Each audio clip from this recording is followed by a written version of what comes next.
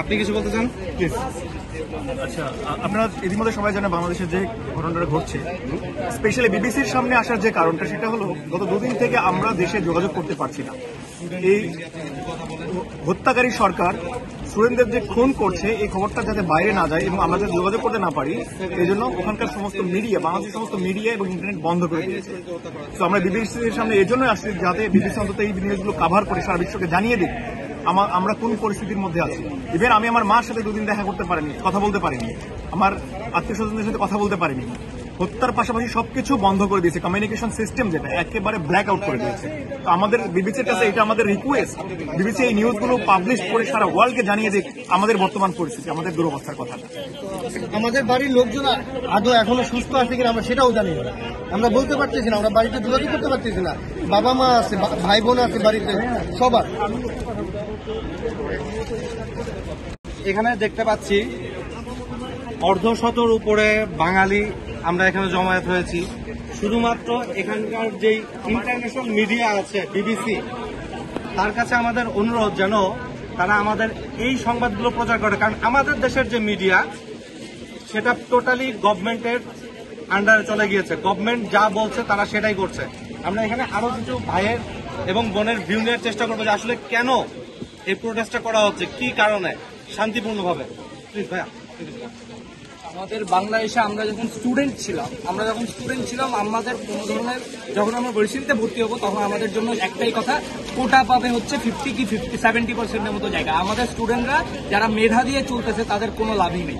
যারা এর জন্য আন্দোলন করতেছিল, আমরা ছাত্ররা সব শান্তিপূর্ণভাবে আন্দোলন করতেছিলাম, কোনো ভাঙচুর ছাড়া, কোনো কিছু ছাড়া। কিন্তু ছাত্রলীগ, পুলিশ এরা আমাদের উপর হাত তুলেছে, আমাদের আপন ভাইদের উপর হাত তুলেছে, তাদের মেরেছে। আবু সাইদের মতো বীরদের তারা মেরেছে। আমরা তাদের জন্য জাস্টিস চাই। বিবিসি নিউজের কাছে আমাদের এই একটাই। Okay fine. এখানে আপু, আপনারা যদি কিছু ভিউ শেয়ার করেন যে আমরা কেন প্রোটেস্টটা করছি। আসলে এখানে অনেক দুঃখে এসেছি, কারণ অনেক দূরে থাকি দেশ থেকে, তারপরে না এসে পারলাম না, কারণ ছোট ছোট বাচ্চা, 10 বছরের একটা বাচ্চাকে মারা হয়েছে, আরো এসএসসি পরীক্ষা দিতে ওইসব বাচ্চা থেকে ধরে ধরে পুলিশ মারতেছে। এটা খুবই দুঃখজনক। পুলিশ কেন মারবে? এইটাই হচ্ছে আমার কথা। পুলিশ কেন রক্ষা করবে? ওরা কেন মারতে যাবে? এটাই হচ্ছে আমার কথা, আমরা বিচার চাই। ভাইয়া, আপনারা কাইন্ডলি আমাদের যে ডেমনস্ট্রেশনটা চলছে, আমাদের কারেন্ট কান্ট্রির কন্ডিশন, এই বিষয়ে কিছু বলেন। আমরা খুবই মর্মাহত। আসলে আমরা বিদেশে আসি বেসিক্যালি আমাদের বাংলাদেশকেই আমরা রিপ্রেজেন্ট করি সব জায়গা থেকে, কিন্তু আমরা এখন আসলে শান্তি পাচ্ছি না। আমাদের ভাইয়েরা রাস্তায় জীবন দিচ্ছে, আমাদের পরিবারের কি অবস্থা আমরা জানি না। আমরা দেশের থেকে একদমই খবর পাচ্ছি না আমাদের পরিবারের সদস্যরা কোথায় কিভাবে আছেন। আমরা চাচ্ছি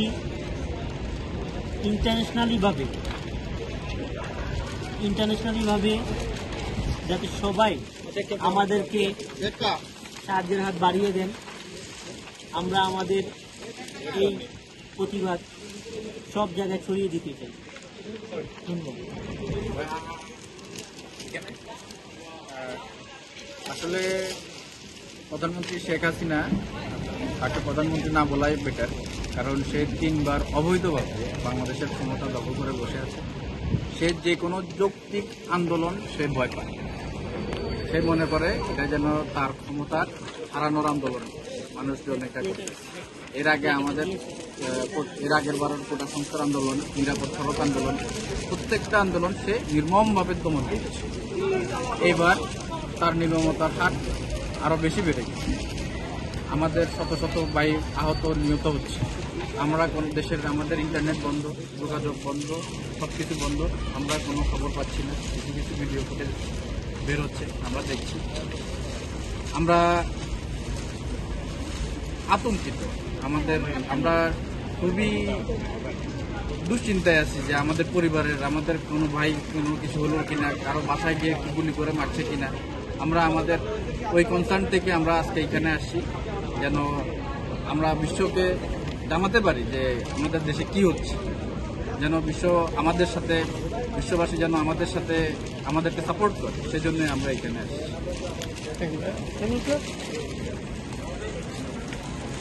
আমাদের স্টুডেন্ট, বাংলাদেশের স্টুডেন্ট ভাইয়েরা কি অধিকার চেয়েছে, তারা কি অপরাধ করেছে ভাই?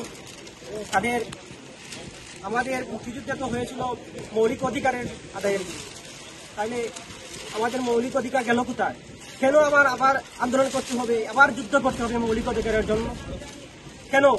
আপনারা তো এই মুক্তিযুদ্ধের চেতনা বেঁচে গান, কেন আমাদের আবার এই আন্দোলন করতে হবে? কেন আমাদের ভাই মরতে হবে? যে সংবিধানে পুলিশকে বিনা কারণে গুলি করার কোনো পারমিশন দেয় নাই, সেই পুলিশ বিনা কারণে গুলি করতেছে, তার সাথে সাথে আওয়ামী লীগের এই গুন্ডা বাহিনী সাধারণ স্টুডেন্টসকে কেন গুলি করতেছে, এটা আমরা জানতে চাই। আমরা এগুলা দেখে প্রবাসে থাকতে পারছি না, আমাদের বুক ফেটে যাচ্ছে, আমাদের ভাই মরছে, আমাদের ভাইকে দিয়ে গুলি করে মারছে, কেন রে ভাই? The exam in the job boards, but he will not get the job if you don't have a quota. And the quota is, right now the percentage is 55% for the quota. And if anyone আমরা demonstration কেন করা হচ্ছে এই জন্য আমাদের প্রথম বড় ভাইয়ের কিছু কথা শুনবো। ভাইয়া, আমরা যে ডেমনস্ট্রেশনটা এখানে করছি, হ্যাঁ, এই ডেমনস্ট্রেশনটা কেন, কাদের জন্য, কি উদ্দেশ্যে, এই বিষয়ে যদি আপনি কিছু বলেন। হ্যাঁ, বাংলায় আচ্ছা, প্রায় 6 বছর ধরে 2018 সাল থেকে বাংলাদেশের ছাত্রছাত্রীরা সরকারের আরোপিত কোটা সিস্টেমের বিরুদ্ধে আন্দোলন করে আসছে তাদের চাকরির অধিকার নিয়ে। তো কোটা সিস্টেমটা, বর্তমান সিস্টেমটা হচ্ছে এরকম যে এই সিস্টেমের কারণে সরকারি দলের সাথে কোনো না কোনোভাবে সম্পৃক্ত মানুষদেরকে সরকারি চাকরিতে নিয়োগ দেয় তারা, আর এর বাইরে যতই যোগ্যতা থাকে তাদেরকে কোনোভাবেই চাকরিতে যেন ঢুকতে না পারে সেই ব্যবস্থাটা করা হচ্ছে। এটা এক ধরনের চিরস্থায়ী বন্দোবস্ত বা পেরিনিয়াল সিস্টেম। ছাত্ররা এটার পক্ষে আন্দোলন করে যাচ্ছে দীর্ঘদিন ধরে। তো এই সিস্টেমটা একটা এক্সিকিউটিভ অর্ডার দিয়ে বাতিল করা হয়েছিল, কিন্তু ভেরি রিসেন্টলি সপ্তাহখানেক আগে হাইকোর্ট মানে হচ্ছে সরকারের, বাংলাদেশের জুডিশিয়ারি সিস্টেম বলে কিছুই নাই। তো হাইকোর্টের মাধ্যমে একটা অর্ডার দেওয়া হলো যে আগে কোটা সিস্টেম আবার বহাল করা হবে। তার মানে হচ্ছে সাধারণ ছাত্রছাত্রীদের সরকারি চাকরিতে নিয়োগের তেমন কোনো ব্যবস্থা নেই। আর বাংলাদেশের আর্থসামাজিক বাস্তবতায়, বিশেষ করে অর্থনৈতিক কারণে ছাত্ররা মনে করে একমাত্র সরকারি চাকরিতেই কিছুটা হলো স্টেবিলিটি আছে, আর কোনো জব নেই। বাংলাদেশে প্রায় 37 মিলিয়ন গ্র্যাজুয়েট বেকার। এই অবস্থায় তারা আন্দোলন করছে। এই আন্দোলনের মধ্যে একদিকে পুলিশ, আরও বিশেষ করে এই মুহূর্তে বাংলাদেশের সরকারের একজন সবচেয়ে প্রমিনেন্ট মিনিস্টার শেখ হাসিনার পরই তিনি বলছেন যে এই সমস্ত আন্দোলন দমন করার জন্য আমার ছাত্রলীগই যথেষ্ট।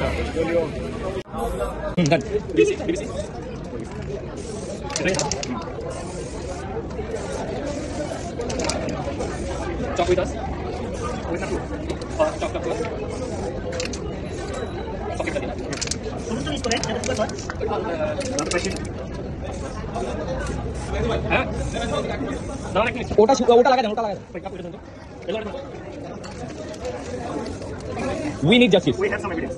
Yeah, we have some evidence. We have evidence. लालटा क्या लिखते हैं? एविडेंस थोड़ा बेटा। DE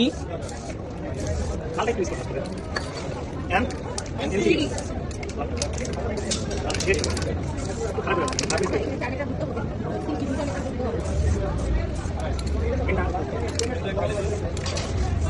अच्छा वही ठीक है। ঠিক আছে, হ্যাঁ, ওখানে একটা ছবি দিয়ে দেন। সবাইকে টেররিস্ট বলে না, ওরা কি টেররিস্ট বাংলাদেশে ছিল, তো টেররিস্ট।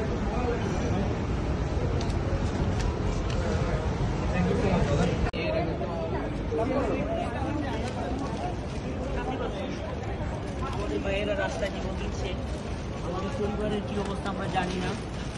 আমরা দেশের থেকে একদমই খবর পাচ্ছি না। আমাদের পরিবারের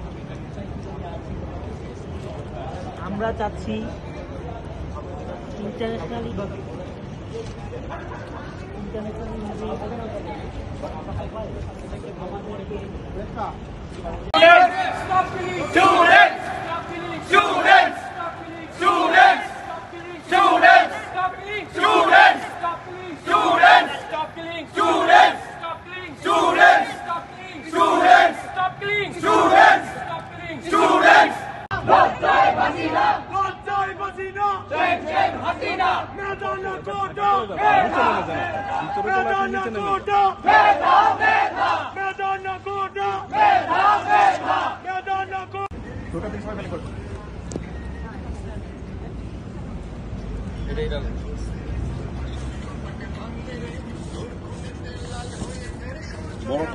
দেন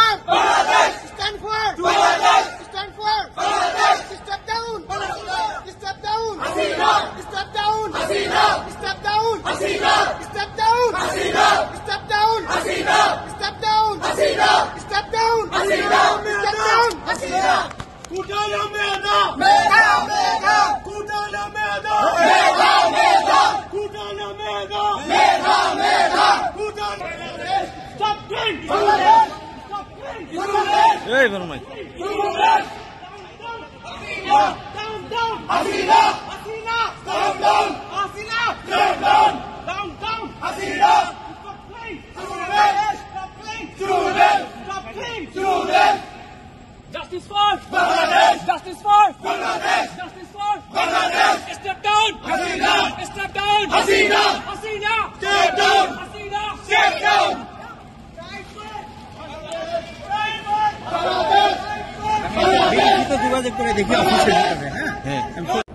What happened is that they attacked the students who were peacefully doing this movement. And right now the current situation is police, army, BGP from our country right now, they are also killing students, innocent students in the street.